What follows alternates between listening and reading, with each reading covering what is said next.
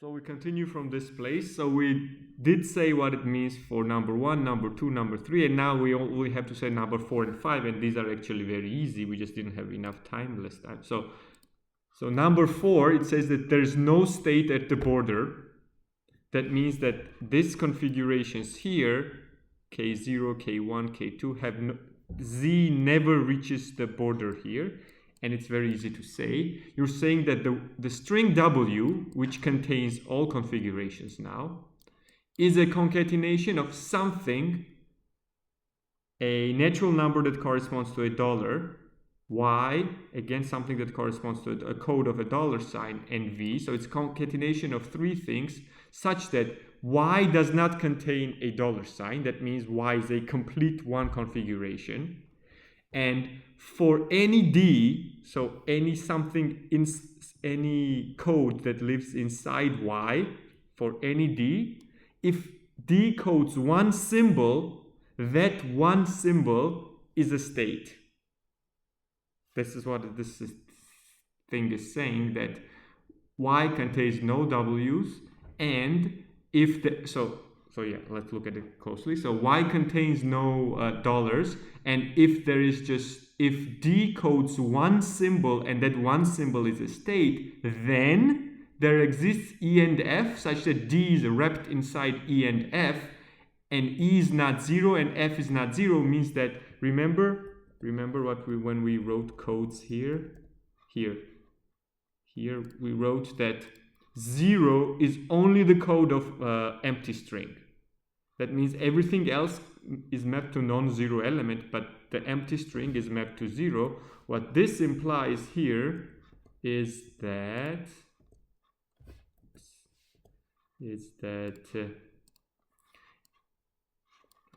so E is not 0 and F is not 0 basically says that E and F are codes of things that are non-empty. So E is not empty is a code of non-empty things, F is not empty, so Y is equal to EDF means that D, there's something to the left of D and to the right of D. So if D is a state, basically it's not on the border. This is all this thing is saying. So there's no state at the border, meaning that if Y, again, just if Y contains no $, and any one symbol inside Y, if that one symbol is a state, that state is wrapped inside E and non-empty strings E and F, the pre-images of E and F. But the whole point here is that this thing here can be said in the language of natural numbers, and we already talked about how do you say natural numbers, that Y codes no $.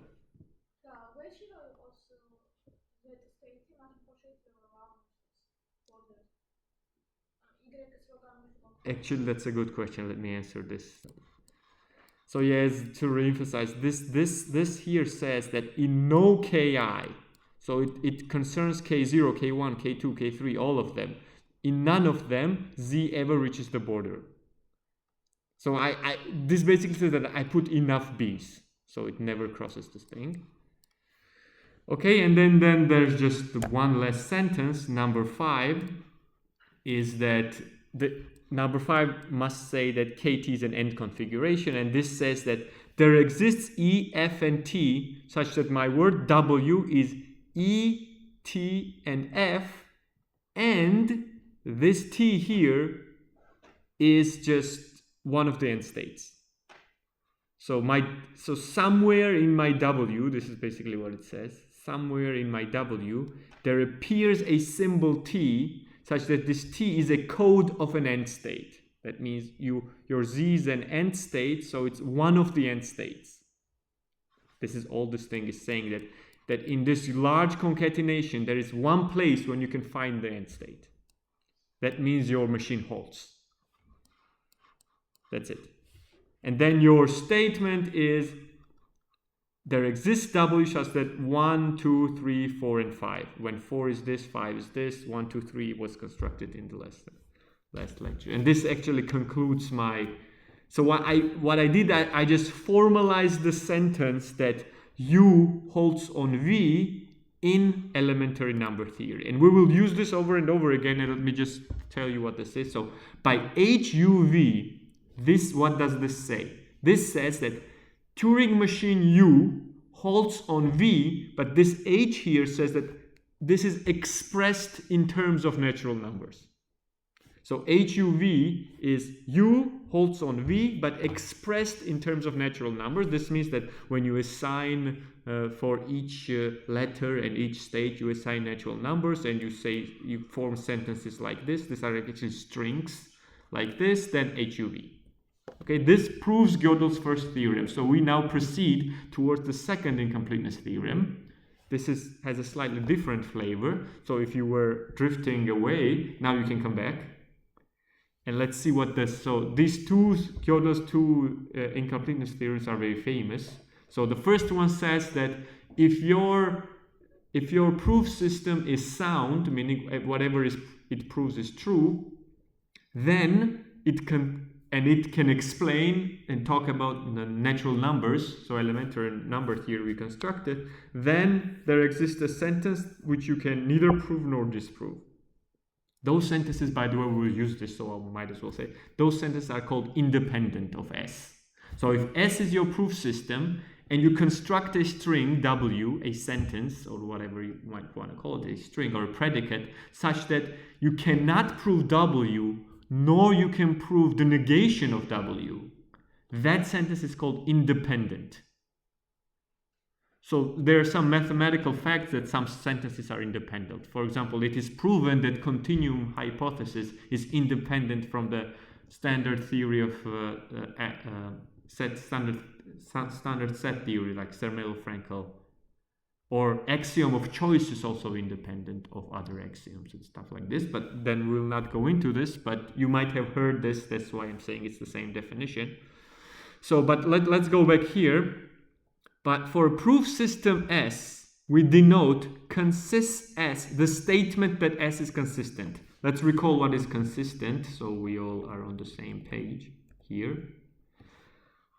So a proof system is consistent, or consistency of a proof system. A proof system is consistent if for no predicate W, you can prove contradictions, basically. So if your system is inconsistent, that means you prove W and you also prove not W. You do not want this, right? So consistent is something that something like this never happens. Okay? S proves W and S proves not W. If this does not happen, then your system is consistent. But now, let's look at this sentence. S is consistent, right? This is also a predicate which can be assigned the truth value, whether your proof system is consistent or not consistent. It proves W and not W for something, or it does not. So it's a predicate. It can also be expressed in the language of your system. Your systems comes with a language, right? The things that you want to express. So the first lemma here is that consistency can be formulated in ZE, so elementary number theory. What this means that consistency of S belongs to L of E. That means that the statement that S is consistent if S contains elementary number theory can be formulated in the language of number theory. We're not going to prove this formally. I'm just going to describe you how it works. How do you prove that you can actually formulate the theorem that S is consistent in the language of number theory? How do you do it? You look at machine M, let's call it M.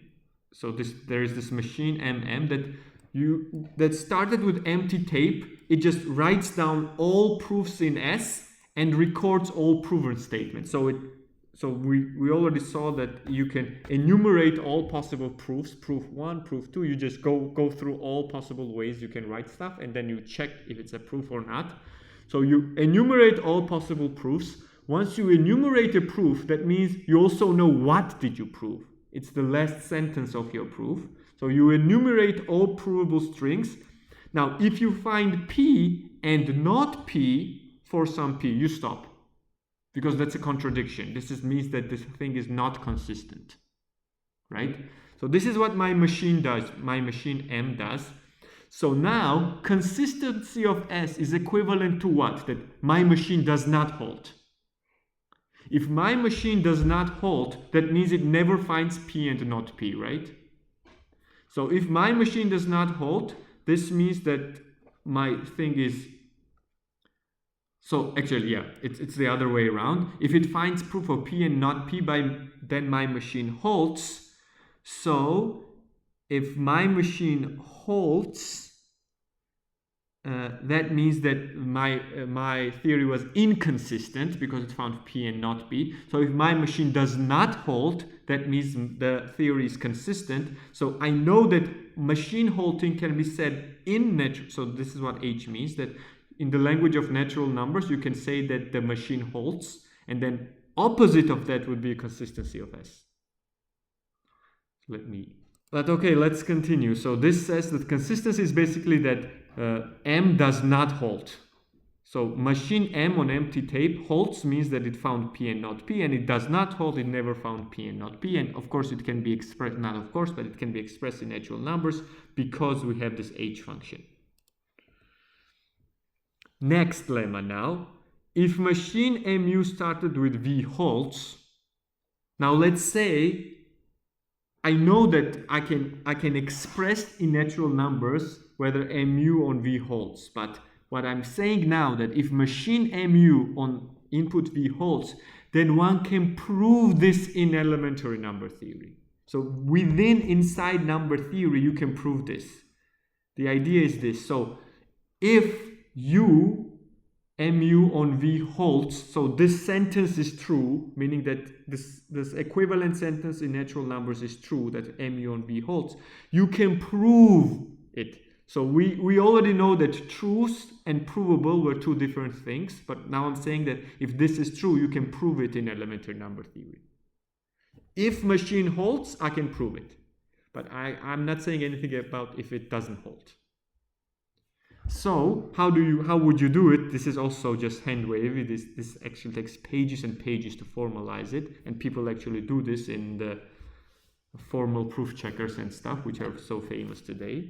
But one proves this by writing down a sequence of configurations and checking that this is computation on MU started with V, and you can just so if MU halts on V, you can just write down the sequence of configuration until it goes to the end, and you can all formalize this all in elementary number theory, and just trust me, you can do this. If you don't, it takes...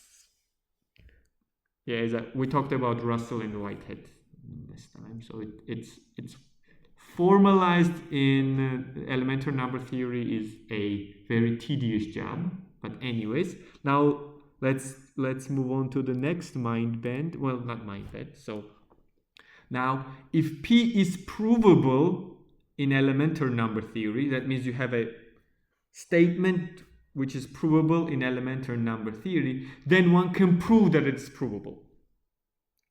That means that if you can prove something, you can prove that you can prove something. And this is also, of course, easy, because if you can prove something, how you can prove that it's provable by just proving it. So this is what it says. One establishes the existence of the proof by writing down the proof and then just checking that the proof rules are obeyed. This is what people do nowadays, by the way, when they try to write down the proofs in a way that the computer can check it. This is all that is. So, and this can all be done in the very formal way in writing down the strings in elementary number theory. So provability is provable. So if you can prove something, you can prove that you can prove something. Okay. And now we talk about going towards the second thing. So independence, the one that I mentioned. So now we have a proof system again. So alphabet, a language, all my strings, axioms, and production rules. A statement in my language is called independent of S if it can be neither proved nor disproved in S. So not S can prove V and not S can prove not V. So you can neither prove it nor disprove it. By the way, we talked about Goldbach's conjecture. This was that every even number is a sum of two primes, right? There is a people suspect that it is independent. Meaning, we don't know this. Also, if you heard about Riemann hypothesis from mathematics, this is one of the millennium problems. You will get $1 million if you solve it. You will not only get $1 million if you solve it, but you'll probably be able to, if you disprove it, there will be huge consequences. People assume that the Riemann hypothesis is true and they operate under this assumption, but anyways, so price is much more than just $1 million, that's what I'm saying. But so there is a suspicion that the Riemann hypothesis is also independent, but we haven't proved it yet. Also for Goldbach's conjecture, people suspect that it might be independent, meaning that you can neither prove it nor disprove it. But that has a very peculiar logical consequences. I will talk about this in a minute. But this...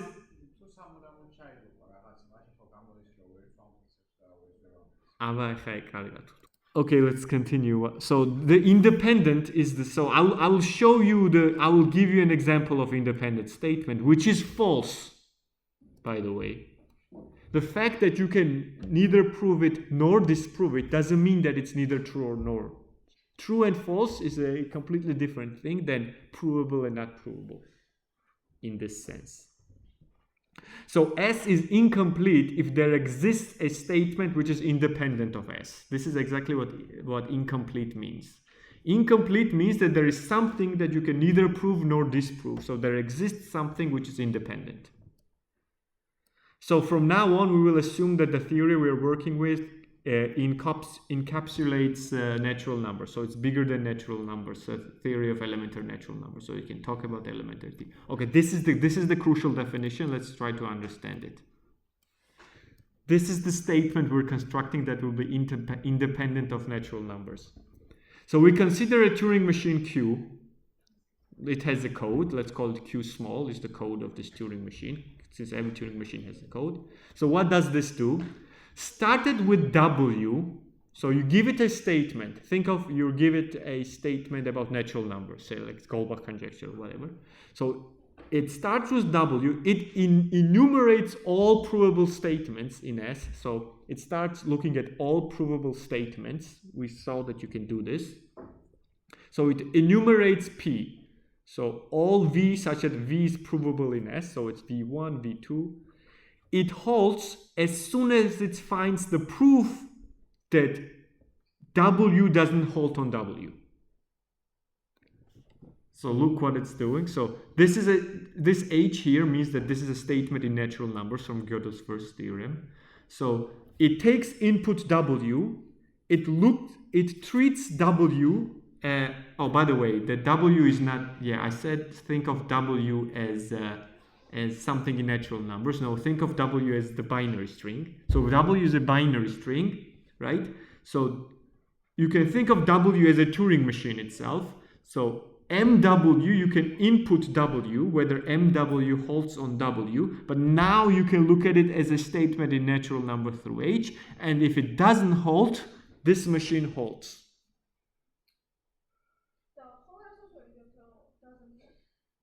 This is not my problem at the moment. Yes, it's the self-referencing thing again, yes. So let's, we'll see why we need this. So just to encapsulate what I said, so it looks at it runs MW on W, and if it finds a proof in natural numbers that MW does not halt on W, because it enumerates all possible proofs, so if it finds the proof that MW does not halt on W, then this thing halts. So the whole point is now we have to go one step further. I will start Q on its own input.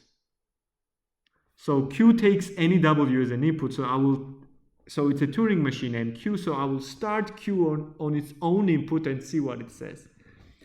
And the statement here is that if S is correct, meaning everything it proves is true, then the statement that Q halts on Q expressed in natural numbers is independent of S. You can neither prove it nor disprove it.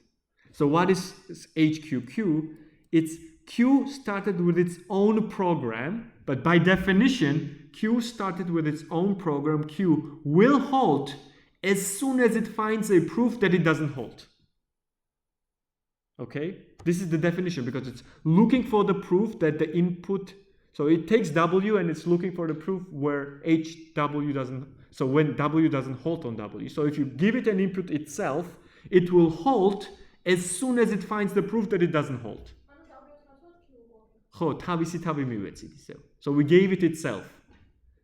And this means that this machine, if you started with it on its own program, will halt as soon as it will find the proof that it doesn't halt. Proof in elementary number theory that this machine, if it finds the proof that this machine does not halt, it will halt. It's actually very intuitive to assume that if such a thing is, you cannot prove such a thing because then your thing you're proving will be false because it halts if it doesn't halt. So if S is correct, meaning whatever it proves is true, then this statement that HQQ, Q halts on Q, will be independent of S. You can neither prove it nor disprove it, but let's formally do this. I will assume both sides. Look how this goes easy, by the way. I assume that S can prove that machine Q halts on Q. Let's say assume in S you can prove this H here means that it's expressed in numbers, but you can ignore it for a moment. So this basically said that Q halts on Q, input Q in natural numbers. Now, assuming S is correct, that means if you can prove that Q halts on Q, you cannot prove that Q does not halt on Q. This is the assumption of correctness. You can prove Q halts on Q, so you cannot prove that Q does not halt on Q. The opposite cannot be proven. So if you cannot prove that Q does not halt on Q, then means that in this enumeration, you will never find the proof that Q does not halt. So you will never find this proof here. That means your machine will not halt. Because this machine only halts when it finds the proof that W doesn't halt on W. So if Q does not halt on Q, this machine will never halt. This is the construction of Q. So this means that if S proves that Q halts on Q, Q does not halt on Q. So S proves a false thing. So S is not correct. Okay, now let's assume the opposite. Let's say S proves not HQQ, the same exact thing. So if S proves that Q does not halt on Q, then this proof exists that Q does not halt. That means in my enumeration I will find it and halt.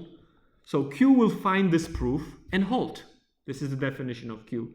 That means Q halts on Q. That means HQQ, right? So that means S proves that Q does not halt on Q, implies that Q halts on Q. S is not correct. This is it. So this statement is independent of S. That means you can neither prove it nor disprove it if your theory is correct.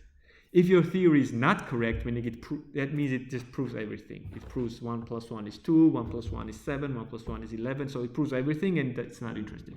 So if S is correct, then this statement that Q halts on Q, you can neither prove it nor disprove it. Why? Because we assumed both of them and derived the contradiction. And now comes the kicker. This statement is false. That means that Q does not halt on Q. This statement is false, but I just proved that you can never prove it, even though I know it's false.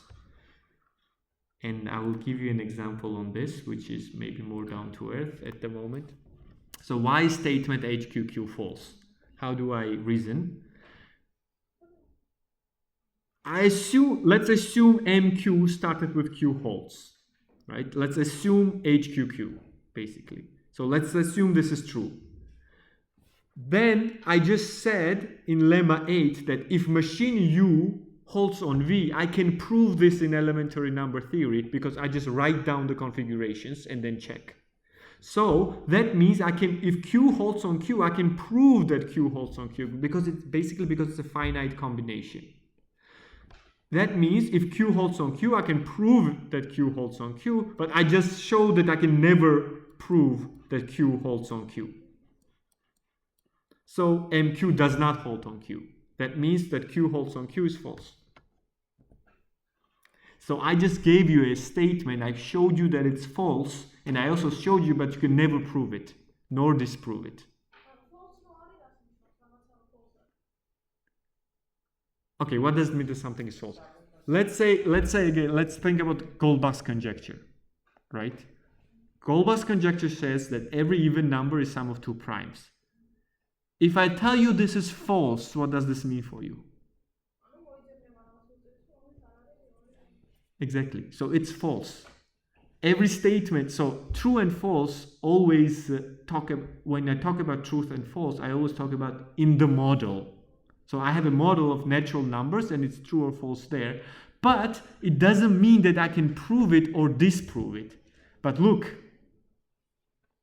so this lemma 11 is where I wrote similar to Riemann hypothesis that independence counterexample does not exist, that RH is true, but I will tell you it on the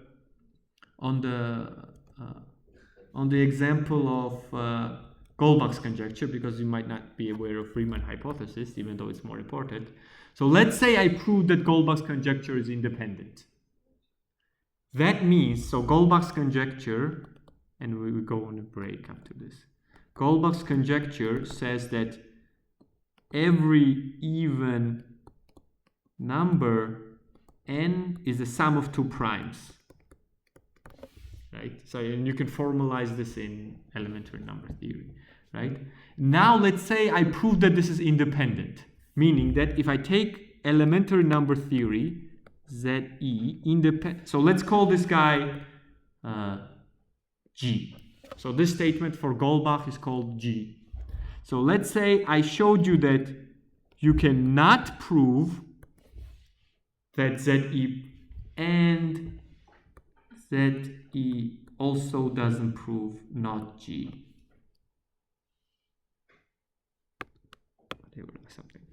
So you can neither prove G, nor you can prove not G. So this is what G means. G is independent, meaning you cannot prove G, but also you cannot prove not G. Okay, this is independent. Let's say I proved this. Let's assume. So assume G is independent. Does not that mean then, if I prove independence, that counterexample does not exist? Why? So what is a counterexample to Goldbach's conjecture? You give me a number that I cannot write as sum of two primes, right? That would be a counterexample. If such a thing is independent, that means that counterexample does not exist. Because if counterexample would exist, I would write down this number and it's a finite combination to check all possible sums. So this means, I will also explain it in Georgian, that counterexample does not exist, right? Because you can neither prove it nor disprove it, that means counterexample does not exist. And if counterexample does not exist, then I'm claiming G is true. Even though it would not be provable, it will be true. So let me pause this and explain it in your language. So yeah, this exercise about the fact that DFA accepts the string to translate this into natural numbers is on the exercise worksheet, and it's not the easy exercise. I mean, you have to go through this proof of this proof exactly about Gödel's first count, but instead of Turing machine, you have to specify the DFA. I mean, if you specify for a Turing machine, you can simulate DFA with a Turing machine, and this directly implies that, but the idea of the exercise is to do it without appealing to the Turing machines somehow. But anyway, so we're here, so we're saying that we just showed that the statement that MQ holds on Q is false. And we explained this is similar to, we gave an example of Goldbach's conjecture, but the Riemann hypothesis is in the same spirit. I mean, it says that some roots of some polynomial are on this some 1/2 line. And if you prove that, if some mathematician comes up and proves that Riemann hypothesis is independent of some proof system, then well, there is a specific proof system that is in mind here, which also includes elementary number theory. Then that would mean that counterexample does not exist, which would mean that Riemann hypothesis is true. So it's in the same spirit as here. Okay, so we continue now, and we go towards the second incompleteness theorem, and we will conclude. We will move on next to, as of today, we'll move next to the complexity theory.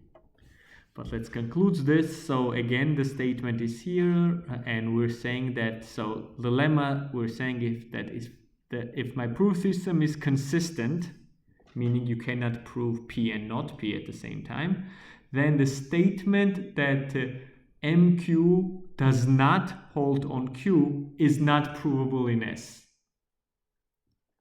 Right? So here we proved that if S was correct, the statement was independent, meaning you can neither prove HQQ nor prove not HQQ. But I weakened correctness meant that everything you're proving is true, but the consistency is weaker statement. It says that you cannot prove W and not W.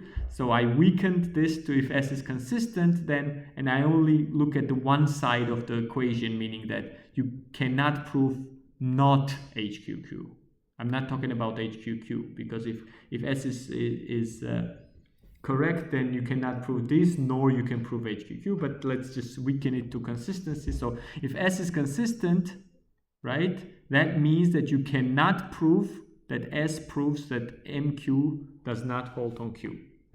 How does the proof work? Let's assume you can prove it. It's the same kind of proof as we did before. So let's assume that S proves that MQ does not hold on Q. So if MQ does not hold on Q, and you can prove this in S, then your machine Q that just enumerates all proofs and looks for not HQQ, it will find not HQQ because it's at some point, because it's provable in S. So Q will find the proof and halt. So if Q finds the proof and halts, means that HQQ is true. Right? Now lemma 8 says that if Turing machine halts on something, then you can prove it in your elementary number theory. So this means S, which is stronger than elementary number theory, proves HQQ because MQ holds on Q. So Q holds on Q. So, by the way, MQ and Q are the same. I sometimes say MQ and sometimes Q. It's by Q I mean big Q, by MQ I mean this. These are equal. So then S proves HQQ. That means S proves not HQQ and S proves HQQ. So S is not consistent. Right? So if S is consistent, you cannot prove this. All right. Next, the next thing, which we do not prove in detail, is that you can prove the lemma 12, this thing, is provable in S itself. You can formalize all this from ground up in S itself. That means that S can prove that if S is consistent, then S cannot prove that Q does not hold on Q. So this lemma here can be completely formalized in the language of S, so in language of elementary number theory. The proof of lemma 12 can be formalized in elementary number theory. So you can actually do this and run a proof checker. That's what this thing is saying. Of course, we do not do this, but trust me, you can do this.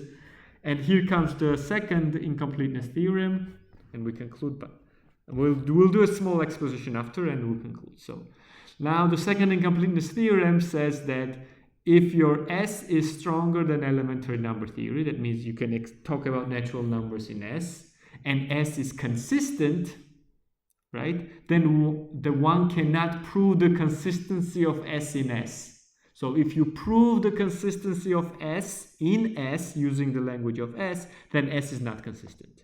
That means in elementary number theory, if you manage to produce a proof that number theory is consistent, meaning it doesn't prove contradictions, then it proves contradictions.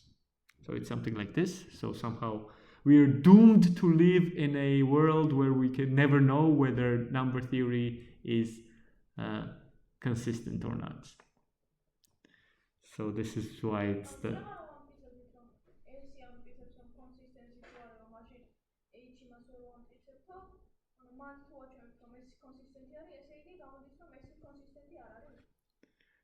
Essi, tavis, tavshi. So let's see, let's... So this is, we're saying that, so there were some questions regarding the complete theories, and there I mentioned Tarski geometry axioms. So this is the geometry that was, Tarski axioms, that this thing is complete. So it's an axiom system of Euclidean specifically for that portion of Euclidean geometry that is formed first order logic with identity. As such, it does not require an underlying set theory. So the only primitive objects of the system are points, and the only predicates are betweenness. So you have the notion of points and what it means to have points between points. I don't think it can, as I remember, you cannot talk about angles here. So you can see the axioms here reflects this. So this is equality. And so B means that betweenness, something. If Y is it between X and X, that's what it says. This axiom here says, for example, I think that, oops, I lost it. Where was it? Yeah, so for example, here this axiom B should stand in between. So if Y is in between X and X, X and Y are the same point. So it's like this. So these are Tarski axioms, and I think this theory, as I remember, is proven to be, these axioms are proven to be decidable. So everything is fine here. I think it's complete and consistent, and everything is proven. But I mean, the reason why I'm mentioning this is that the main idea here is that the theory is strong enough to talk about natural numbers. So of course there exist theories that are complete and everything, but as soon as your theory is strong enough to talk about natural numbers, then this kind of things follow, that it's incomplete by Gödel's first theorem, and by Gödel's second theorem that it's inconsistent, meaning that if it cannot prove its own consistency. Of course it's not inconsistent. We hope it's not inconsistent, but it cannot prove its own consistency. And the proof is purely logical things here. So let's look what the proof is. So first we assume that S can prove its own consistency. So let's say S can prove consistency of S. So S is the statement that says S is consistent. So S proves its own consistency. By lemma 13, if you remember, that means that S can prove that consistency of S implies that S, so what was lemma 13? Let's look at it again. 12.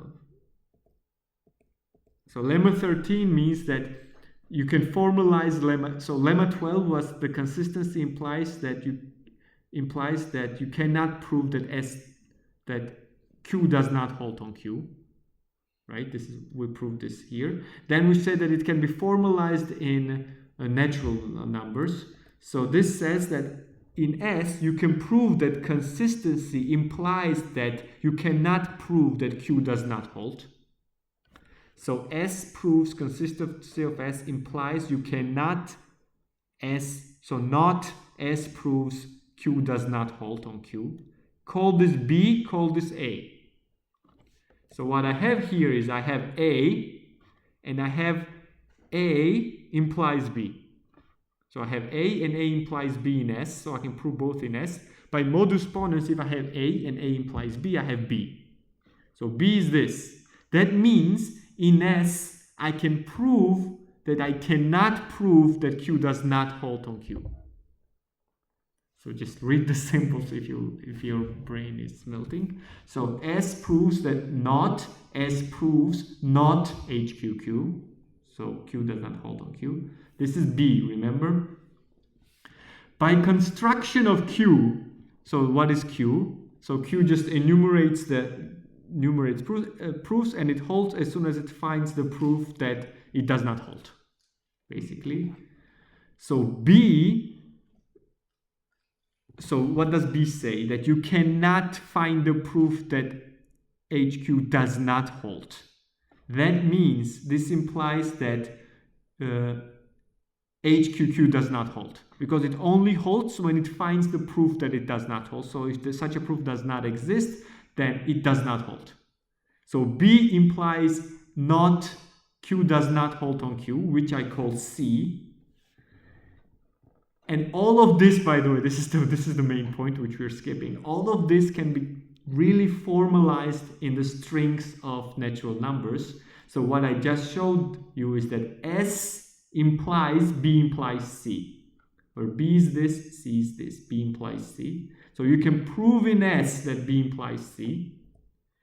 So now I have B from here. I have B implies C. That means I have C. What was C? C is that S proves that Q does not hold on Q. Now, if S proves that Q does not hold it in Q, remember, I can prove that it proves. Probability is provable. So S proves that Q does not hold on Q, which is the opposite of B. So I prove B and I prove opposite of B. So my assumption is so my S is not consistent. So if my S is consistent, I cannot assume this, so S cannot prove its own consistency. Huh?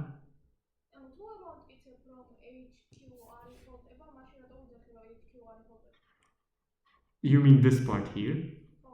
Because by definition, Q holds as soon as it finds the proof in S that Q does not hold.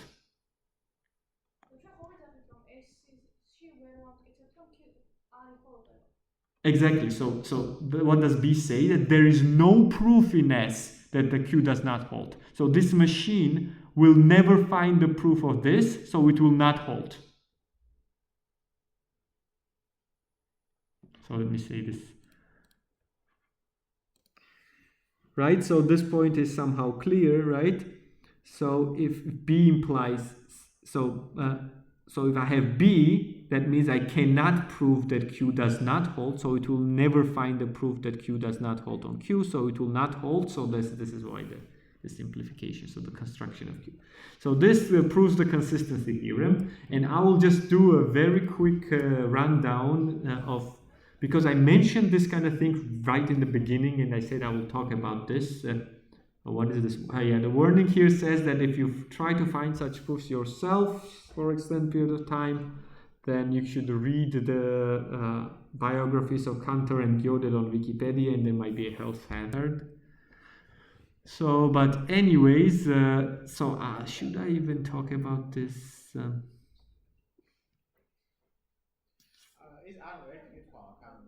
Yeah. Okay, let's just really quickly just give you, this is just an exposition of what weird things can go wrong.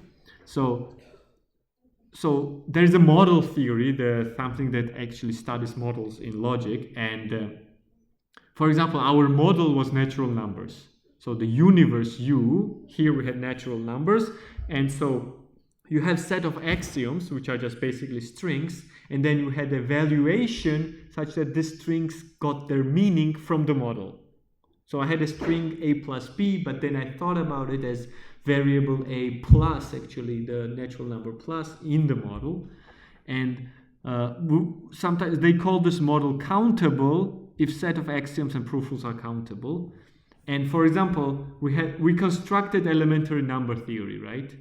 But the axioms that we just constructed are also true in decimal numbers, in real numbers, in rationals, and in standard natural numbers.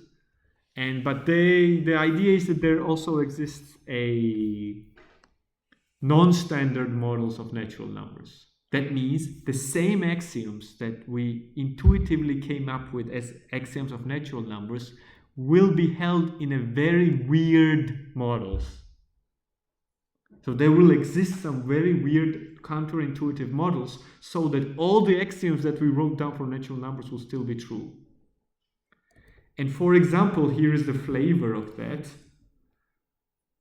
By the way, there is a lemma that which is actually very weird if you understand what is happening, that every consistent countable theory has a countable model. And I will come back to this in a minute, but let me explain something like the weird things that are happening. We know that Q does not halt on Q, right? We just saw this. We saw this here, for example, that here, where was this?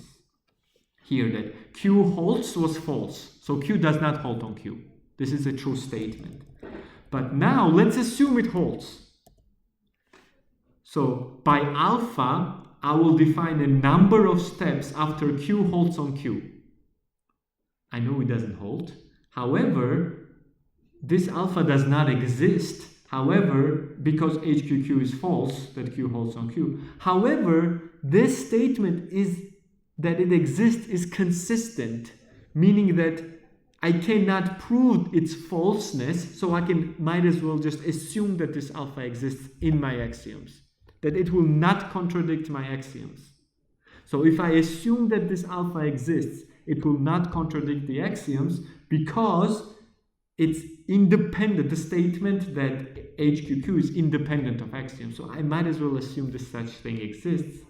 And I just add this statement to my axioms, and I will get adding the statement to axiom of ZE gives a consistent theory. And if this is a consistent theory, there must exist a model which satisfies this. Რო არ ეწინააღმდეგება იმ აქსიომებს. ანუ იმ აქსიომებიდან ამის საწინააღმდეგოს ვერ დაამტკიცებ. So consistent means that you can never prove the opposite of the statement from the axiom. So axioms do not contradict this.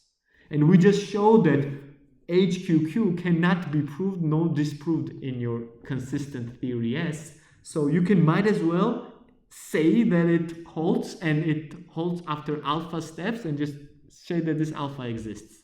And this you just add it as an axiom. Because you cannot prove it, neither disprove it, you just add it as an axiom. And now I'm claiming that once you added this new axiom, which makes no sense in natural number, it will still have some set, some universe, some reality where this is true. And these are the weird things.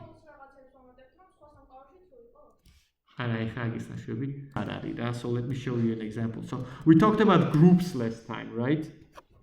So groups had these axioms. Remember, x, y, z was x, y, z. Then the second axiom, there exists E such that x E equals E x equals x. And the third axiom, that there exists the inverse number such that x times x inverse equals x inverse times x and equals E. So these were group axioms, right? Now, the model for this, such that these things are satisfied, can be this. However, here you also have this thing is also satisfied. A plus B. Well, here I put a multiplication, but in Z it's addition. So I might as well have. I should have done this way. Maybe it's easier. So instead, if you do this, and then instead of -1, you write minus x like this. But anyways, here there is also this axiom, which is, well, not an axiom, but this property that is satisfied. But this is not here, right? This would be number 4. That for any x and y, x plus y equals y plus x, right? Do you think you can prove this from these 3 axioms? This is my question. So let's say I gave you these 3 axioms, these 3 strings, and some proof rules, the ones that you always use. Do you think you can prove this from these 3 things?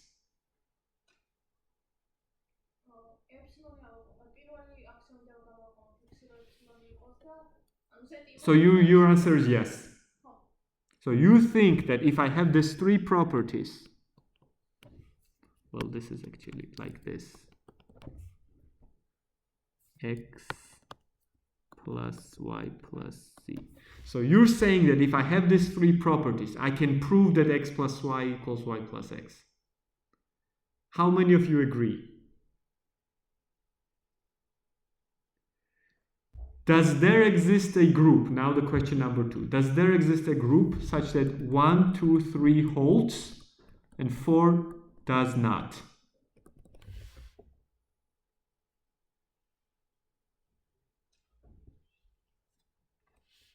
Does there exist a group that this 1 holds, 2 holds, and 3 hold, but 4 does not? Do you know the example of such thing?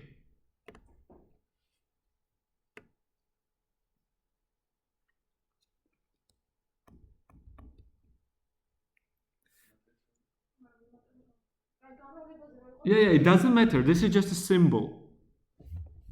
This is just a symbol. You can use dot. I mean, this is just, doesn't really matter. So you're saying like matrices over, let's say, real numbers with multiplication. But the problem is there that does number 3 hold in general?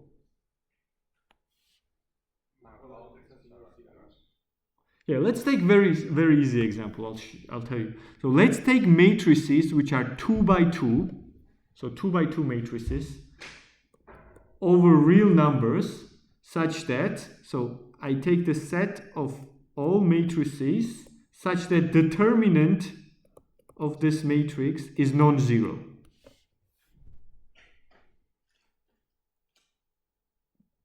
Do you know that if determinant is non-zero, determinant of A, even let's make it, oh my pain is, let's make it even easier.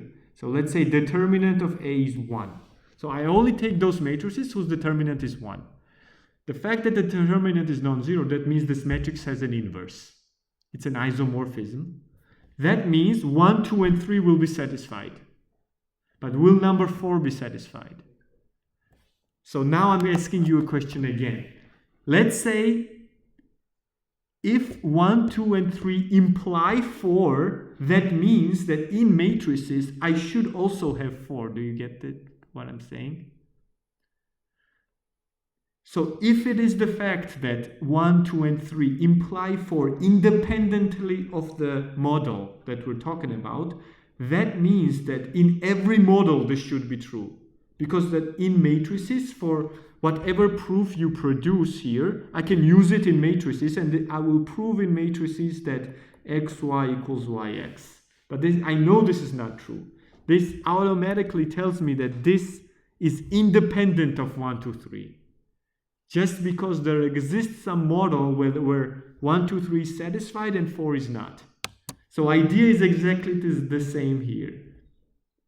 Which I lost. Here it is.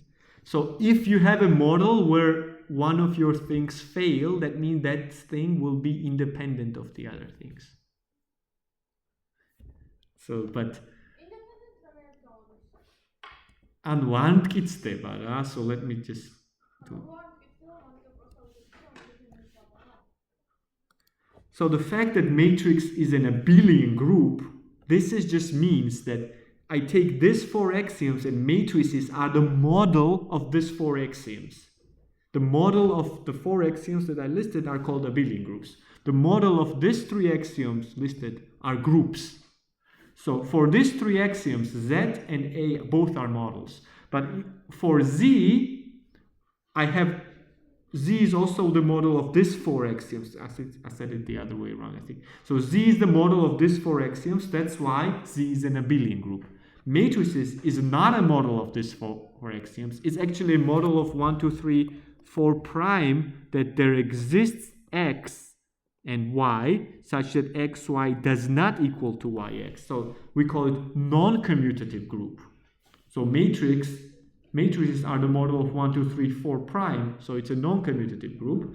So Z is a model of 1, 2, 3, 4. It's a commutative group. But this only says that 4, and since there exists models for 1, 2, 3, 4 and 1, 2, 3, 4 prime, 4 and 4 prime are consistent.